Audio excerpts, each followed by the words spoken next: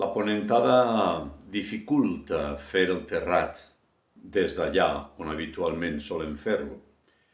I la gent es pregunta que què s'ha de fer ara. Doncs jo ho veig bastant clar.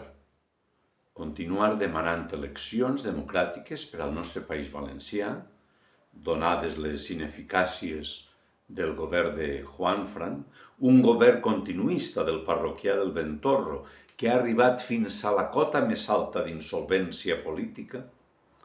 En el plànol estatal, exigir la dimissió del líder polític del carrer de Gènova per haver mentit de manera flagrant davant tothom durant més d'un any.